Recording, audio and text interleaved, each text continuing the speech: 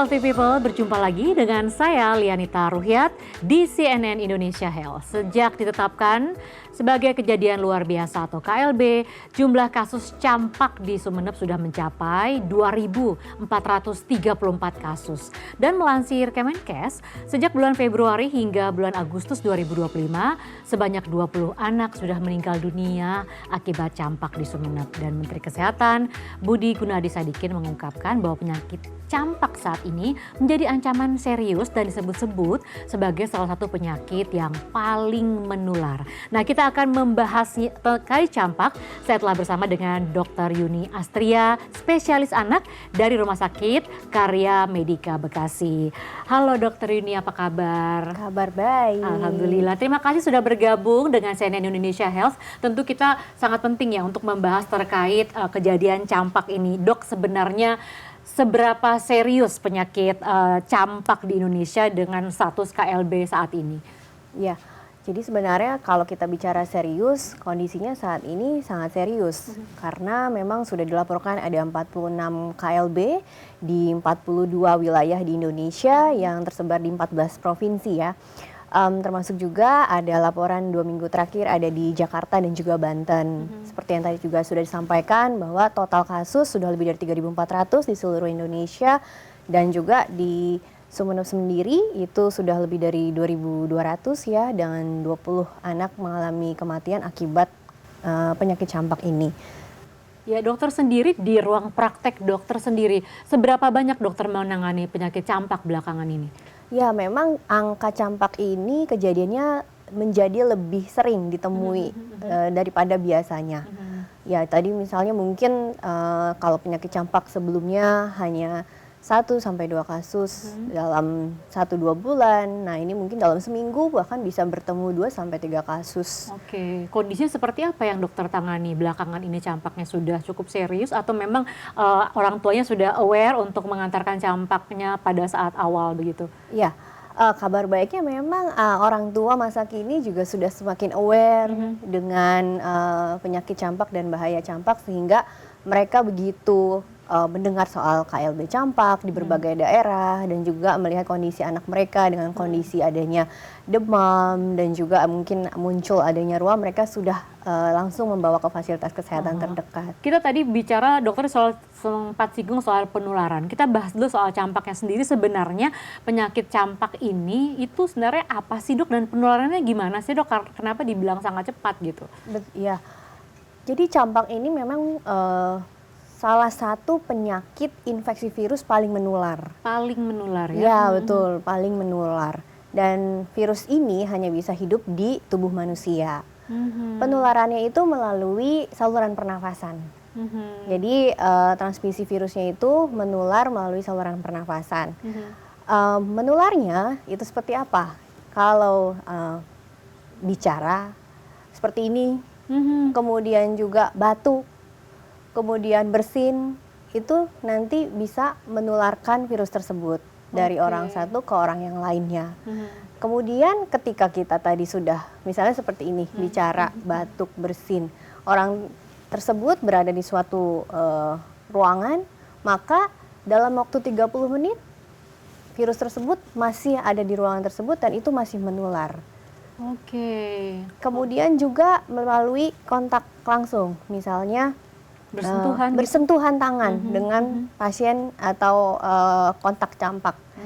Kemudian juga tidak bersentuhan langsung, tetapi benda mati yang tadinya sudah dipegang oleh pasien campak dipegang oleh orang sehat. Jadi perantaranya bisa melalui alat-alat juga, benda-benda juga yang pernah dipegang oleh Betul. mereka yang pernah terkena campak. Betul. Begitu ya? Dalam waktu sekitar kurang lebih 2 jam dari benda mati tersebut dipegang permukaannya oleh yang terkontaminasi campak, maka dia bisa menularkan ke orang yang sehat kalau orang sehat tersebut memegang juga. Ya, dokter sebutkan orang sehat, berarti yang tertular ini tidak perlu imunnya sedang turun kemudian terkena gitu dok? Atau gimana? Kalau dia sedang turun imunitasnya, kemudian dia misalnya belum pernah vaksinasi juga, bisa tertular. Kemungkinannya lebih besar. Tapi ketika dia sedang turun tapi pernah imunisasi, itu kemungkinannya memang lebih kecil? Kemungkinannya lebih kecil. Oke, Tapi berarti tetap ada kemungkinan, tetap namun ada lebih rendah. kemungkinan. Baik. Nah, kita selanjutnya berbicara soal vaksin yang tadi dokter sebutkan. Kalau misalnya sudah vaksin, walaupun imunnya sedang turun, kemungkinannya lebih kecil untuk tertular. Nah, bicara soal vaksin ini kan memang vaksin campak sudah lama ya dok ya tersedianya. Tapi kenapa sekarang malah tiba-tiba ada KLB di 2025 ini gitu yang seharusnya semua orang sudah vaksin begitu. Apa tanggapannya dok? Saat kita menghadapi pandemi COVID-19, cakupan vaksinasi memang turun. Kemudian juga karena memang makin turun, akhirnya kan cakupan anak-anak yang divaksinasi semakin rendah. Jadi kelompok tersebut tentu adalah kelompok yang lebih rentan untuk terkena. Nah, apalagi kalau ada KLB seperti ini. Karena ketika ada KLB, tentu tingkat penyebaran virus, kemudian juga kejadian penyebarannya juga berlangsung dengan cepat dan resiko kematian juga bisa jadi lebih besar. Maka sangat penting masyarakat memang tahu untuk status KLB ini gitu supaya mereka semakin aware. Dan tentunya terkait dengan vaksinasi, apabila memang belum pernah divaksinasi saat ini sedang KLB, kalau kita bandingkan dengan rate penularannya COVID-19 dengan campak, itu ternyata rate penularannya campak nih lebih besar, lebih tinggi. Nah, itu sangat menarik dok. Kita tentunya pikir COVID paling menular karena waktu itu kita semua langsung lockdown ketika ada COVID. Jadi sebenarnya campak ini lebih menular dari COVID. Seperti apa itu? Jangan dijawab dulu dok. Kita akan bahas usai jeda, tetap di CNN Indonesia Health. Kami akan segera kembali.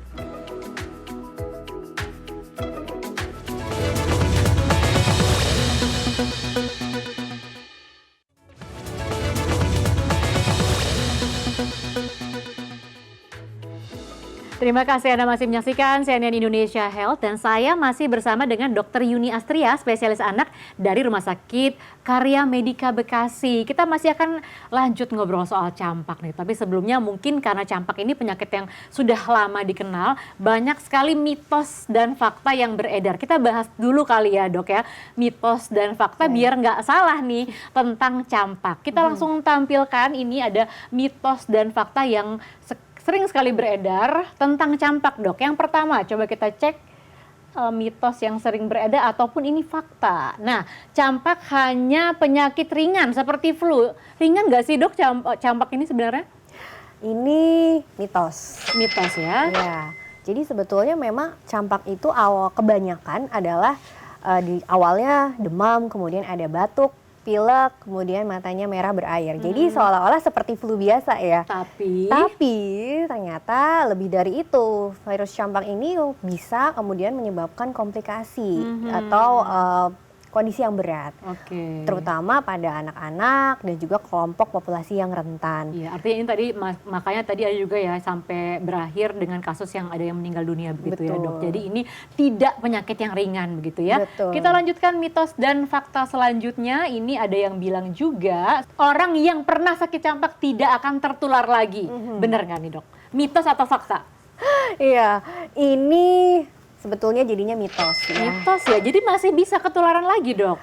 Bisa, walaupun memang sebagian besar kalau sudah pernah kena campak satu kali, tubuh sudah punya kekebalan terhadap virus campak tersebut. Tapi bukan berarti bebas? Tapi bukan berarti bebas. Kalau ternyata yang dulu dianggap campak ternyata bukan campak tapi menyerupai campak. Misalnya kayak roseola. Nah, atau misalnya ternyata infeksi rubella.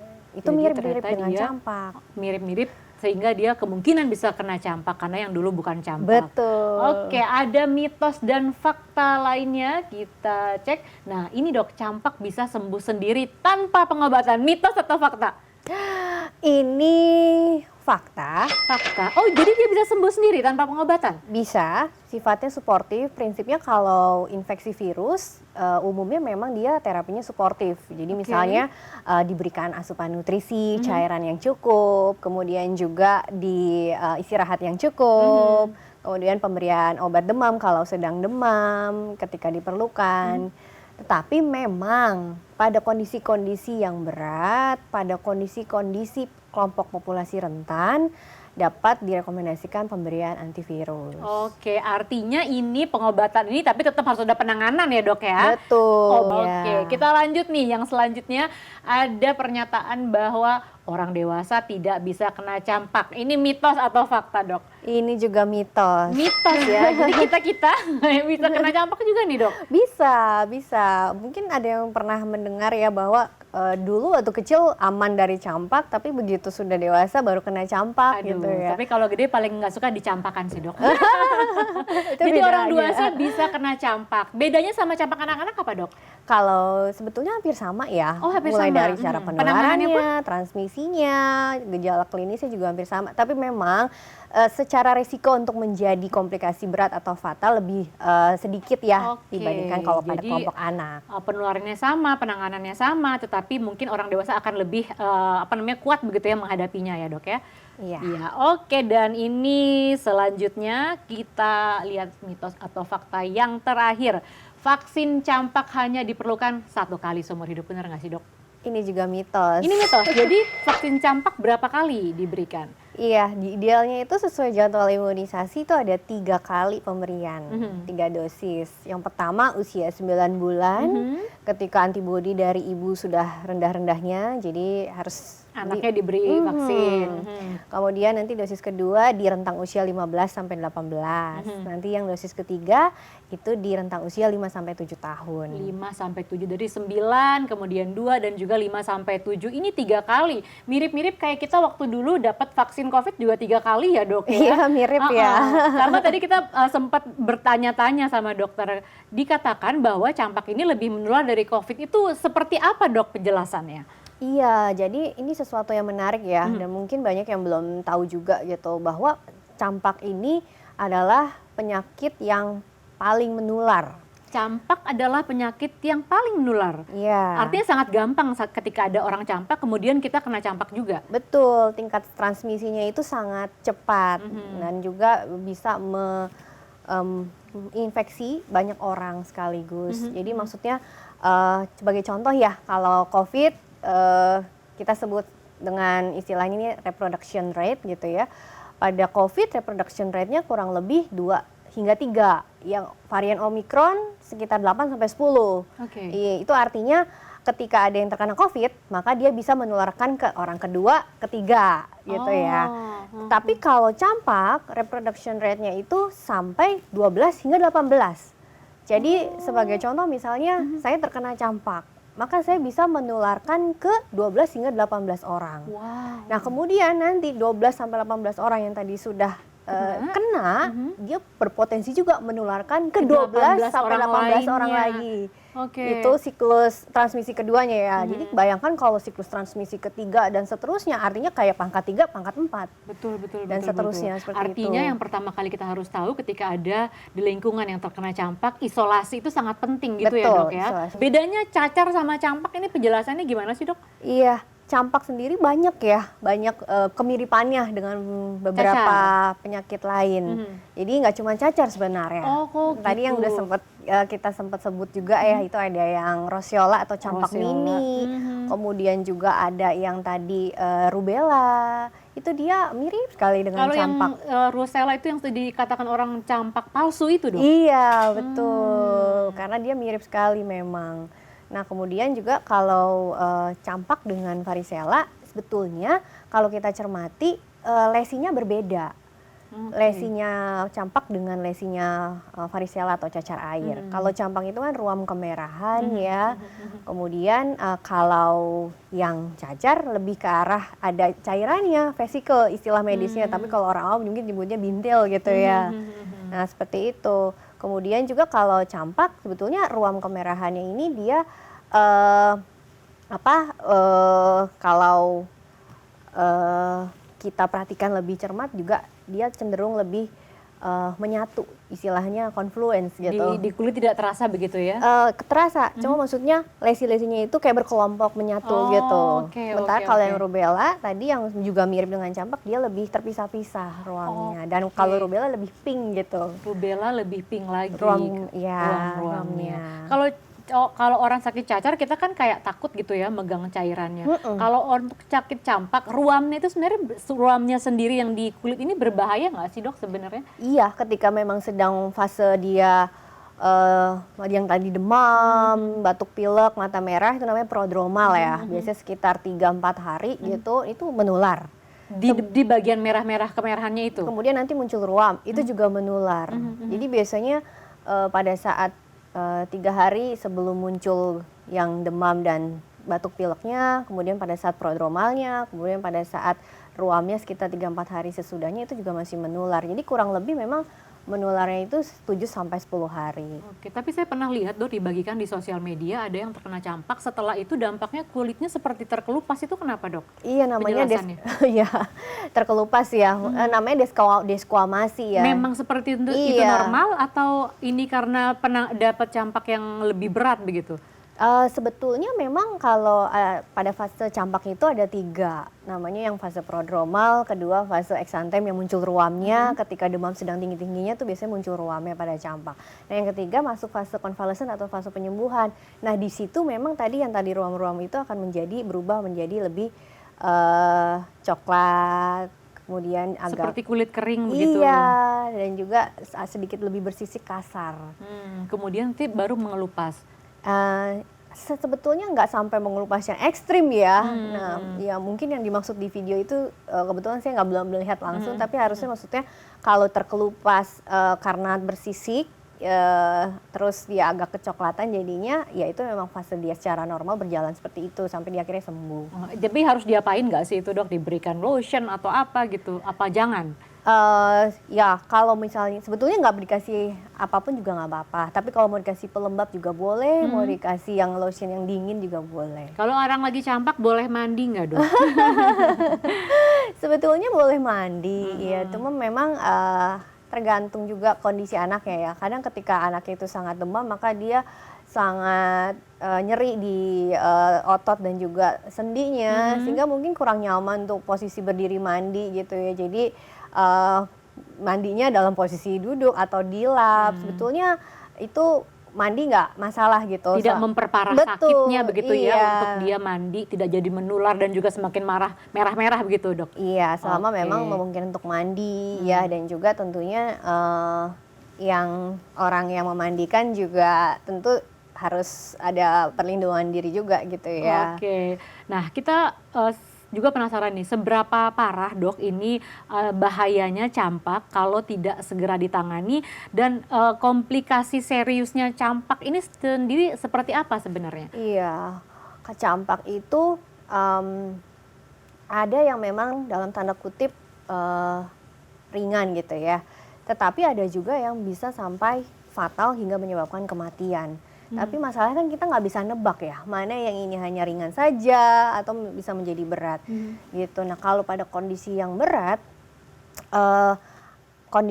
itu misalnya anak mengalami pneumonia, jadi komplikasi ke paru ya. Kemudian juga ke saluran cerna, bisa terjadi diare hingga dehidrasi.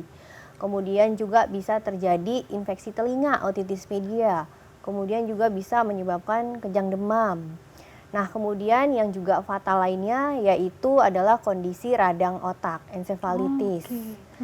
Nah itu tingkat kematian itu juga tinggi, kemudian tingkat gejala sisa yang timbul akibat radang otak juga tinggi, dan kemudian juga ada namanya SSPE ya, subsclerosing panencephalitis. Nah ini biasanya bisa terjadi bertahun-tahun setelah infeksi pertama campaknya. Dan SSPE ini dok kan terjadi bertahun-tahun kemudian, apa yang dirasakan oleh penderitanya? Ya, jadi ini biasanya bisa terjadi 7-10 tahun setelah infeksi campak pertama kali ya. Dia biasanya emang ini lebih bisa terjadi kalau waktu kena campak pertama kalinya itu di usia di bawah 2 tahun. Gambaran klinisnya itu adalah gangguan perilaku. Misalnya jadi lebih mudah marah, mudah lupa, ada bahkan mungkin halusinasi, kemudian juga penurunan prestasi di sekolah, sulit untuk berkonsentrasi, dan juga gangguan perilaku. Wah, ini berarti dampak-dampaknya memang cukup berbahaya ya dok ya. Betul. Jadi sebagai orang tua, pencegahan adalah tindakan yang paling mungkin kita lakukan, paling baik kita lakukan. Nah, kira-kira apa sih pencegahan praktis untuk penyakit campak ini, Dok? Jangan dijawab dulu. Kita akan kembali usai jeda, tetap di CNN Indonesia Health.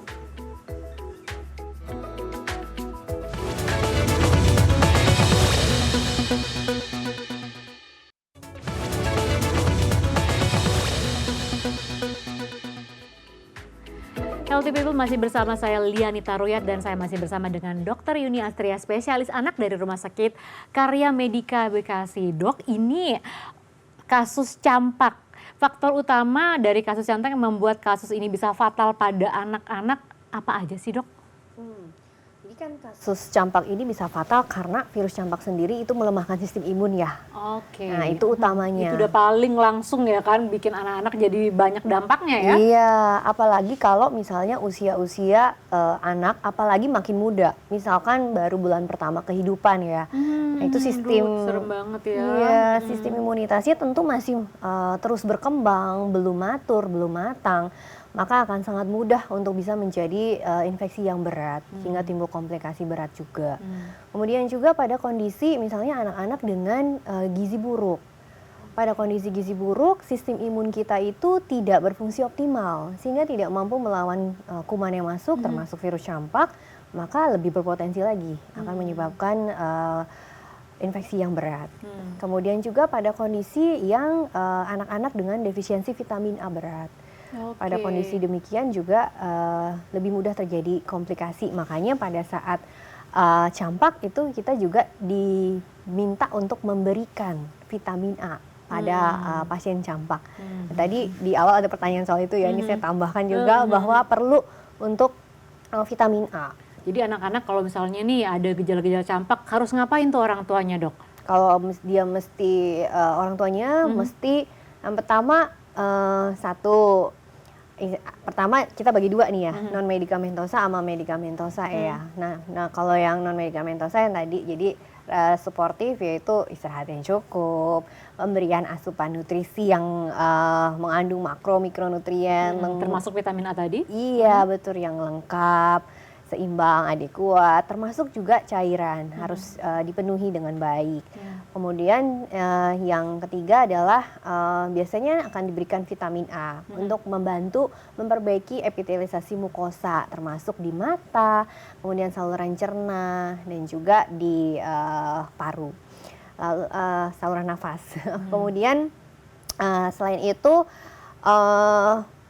kalau sudah campaknya, ya itu yang bisa dikerjakan. Kemudian sambil observasi terus. Kalau misalkan anak terlihat kok jadi makin lemas, makan minum demamnya terus-terusan tinggi, tidak turun, kemudian juga anak sangat jadi susah untuk makan dan minum, apapun dimuntahkan, nafsu makan betul-betul sangat turun, dan juga ada muntah berulang atau diare, tanda-tanda hidrasi, itu orang tua harus segera alert, waspada, bawa. Ya. Ini yang terakhir, Dok, pertanyaan. Apa pesan dokter untuk masyarakat supaya tetap waspada, nggak panik, walaupun memang kita tahu sekarang lagi ada KLB campak begitu ya, termasuk juga terkait vaksin. Apa pesan dokter? Yang pertama, ikuti arahan pemerintah bahwa pada kondisi-kondisi seperti ini ada KLB, pemerintah pasti akan melakukan tindakan yang solutif ya, seperti salah satunya dilakukan ORI, ya, Outbreak Response Immunization, dengan vaksinasi di daerah-daerah yang KLB termasuk di Sumeneb. Nah itu jadi diikuti, kemudian juga yang belum vaksinasi segera vaksinasi, dilengkapi kalau yang sudah tapi belum lengkap sesuai tadi anjuran 3 kali tadi ya, betul. Dok, ya? Dan kemudian sebagai pencegahan lainnya adalah memastikan bahwa anak sejahtera ya, dalam artian supaya anak sejahtera termasuk tidur, istirahat cukup, asupan, makanan, minuman diupayakan bergizi dan juga tercukupi kebutuhan cairan, serta sejahtera juga lingkungan Betul. sekitar dibuat ventilasinya, higienitasnya, sanitasinya dijaga dengan baik. Ya, dan tentunya tidak perlu takut untuk vaksin juga ya, Dok ya? Betul. Jadi informasi-informasi yang banyak beredar, yang membuat ketakutan, keresahan, sehingga menjadi misinformasi, maka kita harus bisa membentengi diri gitu. Para orang tua ini adalah garda terdepan gitu. Jadi harus bisa membentengi diri untuk mampu melakukan pencegahan dengan efektif, termasuk vaksinasi. Kalau ada info-info yang belum valid, dicari tahu validitasnya Di tempat yang terbaik ternyata ya. di tempat terbaik, Baik. dari yang terpercaya sumbernya. Baik, terima kasih Dokter Yuni atas bincang-bincangnya dan juga penjelasan tentang campak. Tentu kita berharap Sama-sama. juga semua orang bisa teredukasi dengan perbincangan kita kali ini dan juga bisa segera ini KLB campak pergi dari bumi Indonesia. Amin. Terima kasih Dokter Yuni, sehat selalu. Terima Dan kasih. demikian CNN Indonesia Health, saya Lianita Ruhyat. Terima kasih Anda telah bersama kami. Healthy people, healthy life. Sampai jumpa.